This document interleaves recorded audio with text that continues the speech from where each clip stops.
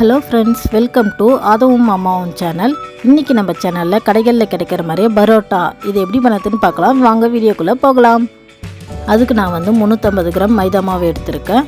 அது கூட பரோட்டாவுக்கு தேவையான அளவு உப்பு சேர்த்துக்கலாம். இதை லைட்டாக கலந்து விட்டுட்டு நம்ம தண்ணி சேர்க்க ஆரம்பிச்சிடலாம். இது 3 கப் அளவுக்கு மாவு, அதுக்கு 1.5 கப் தண்ணி கரெக்டாக இருக்கும். சப்பாத்தி மாவு பிசைவோம்ல, அந்த அளவுக்கு நல்லா பிசைஞ்சு எடுத்துக்கலாம். இப்போ நல்லா பிசைஞ்சு ஒன்று சேர்ந்து வந்துடுச்சு மாவு.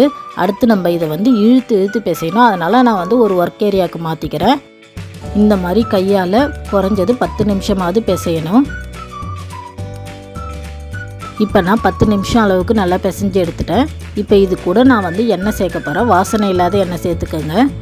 இப்போ எண்ணெய் சேர்த்துட்டு திரும்பவும் இதை நல்லா பிசையணும். இந்த மாதிரி இழுத்து பிசைகிறப்ப இந்த மாதிரி வடுவாக வரும். அப்போ தான் நம்மளோட பரோட்டா நல்லா சாஃப்டாக வரும். இதை ஒரு 5 நிமிஷம் போல் பிசைஞ்சு எடுத்துக்கலாம். இப்போ 5 நிமிஷம் அளவுக்கு நல்லா பிசைஞ்சு எடுத்துட்டேன். இந்த மாவை ஒரு ஏனத்தில் வச்சு இது மேலே லைட்டாக எண்ணெய் தடவிக்கிறேன். அப்போ தான் மாவு காயாமல் இருக்கும். இப்போ நம்ம மாவு நல்லா ஊறி வரணும். அதனால் ஒரு துணி போட்டு மூடிக்கிறேன். இப்போ 2 மணி நேரத்துக்கு அப்புறமா ஓப்பன் பண்ணி பார்க்குறேன். மாவு நல்லா சாஃப்டாக வந்திருக்கு. இப்போ இதை நம்ம திரும்பவும் நல்லா இழுத்து பிசைஞ்சிட்டு இதை நம்ம பிரித்து எடுத்துக்கலாம். இந்த மாதிரி 2 விரலுக்கு நடுவில் வச்சு இந்த மாதிரி கட் பண்ணால் ஈஸியாக ரவுண்டாக கட் ஆகிடும்.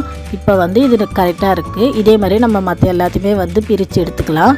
அப்புறமா இது மேலே கொஞ்சமாக எண்ணெய் தடவிட்டு இது நல்லா ரவுண்ட் ஷேப்புக்கு உருட்டி எடுத்துக்கிறேன். இப்போ இது இருக்கட்டும். அப்புறமா இது மேலே இன்னும் கொஞ்சம் எண்ணெய் தடவிக்கிறேன். எண்ணெய் தடவி ஒரு ஈரமான துணி போட்டு மூடி ஒரு அரை மணி நேரம் போல் ஊற வைக்க போகிறேன். இப்போ அரை மணி நேரத்துக்கு அப்புறமா இதுலேருந்து ஒன்று மட்டும் எடுத்து வச்சுருக்கேன். இது மேலே கொஞ்சமாக எண்ணெய் தடவிட்டு இந்த மாதிரி கையாலே விரிக்கிறதா இருந்தாலும் ஓகே. அப்படி இல்லைன்னா நம்ம சப்பாத்தி கட்டை வச்சு இந்த மாதிரி விரித்து எடுத்துக்கலாம். இது நம்ம நல்லா மெல்லுசாக விரிக்கணும். ஓட்டை விழுந்தால் கூட பரவாயில்ல. ஆனால் நம்மளால் எந்த அளவுக்கு மெல்லுசாக விரிக்க முடியுமோ அந்த அளவுக்கு மெல்லுசாக விரிக்கணும். இப்போ பாருங்கள், நான் நல்லா விரித்து எடுத்துக்கிறேன். இது இன்னும் கூட விரிக்கிறேன். பார்த்தா நல்லா ஓட்டை விழுந்துருக்கு. ஆனால் ஃப்ளோரே தெரிகிற அளவுக்கு நல்லா மெல்லுசாக விரிச்சிருக்கேன். இப்போ இதை ஒரு கார்னர்லேருந்து நல்லா மேலே தூக்கிக்கலாம். இந்த மாதிரி மேலே தூக்கினதுக்கு அப்புறமா இதை ஒரு ரவுண்டாக நம்ம சுற்றி எடுத்துக்கலாம். கொஞ்சம் அடர்த்தியாக ஒட்டாத அளவுக்கு நல்லா பிரித்து கொஞ்சம் நல்லா சுற்றி எடுத்துக்கலாம். இந்த முனையை அடியில் வச்சு கொஞ்சம் ப்ரெஸ் பண்ணாக்கா ஒட்டிக்கும். இப்போ இது ரெடியாக இருக்குது. பாருங்கள், நம்மளோட பரோட்டாவுக்கு மாவு கரெக்டாக இருக்குது. நல்லா சாஃப்டாகவே இருக்குது. அப்புறமா இதை கையாலே இந்த மாதிரி விரிச்சிக்கலாம். அப்படி இல்லைனா நம்ம சப்பாத்தி கட்டை வச்சு பரோட்டா சைஸுக்கு நம்ம விரித்து எடுத்துக்கலாம். இப்போ இது ரெடியாக இருக்குது. இப்போ நான் ஒரு சூடான தோசைக்கல்லில் இதை போட போகிறேன்.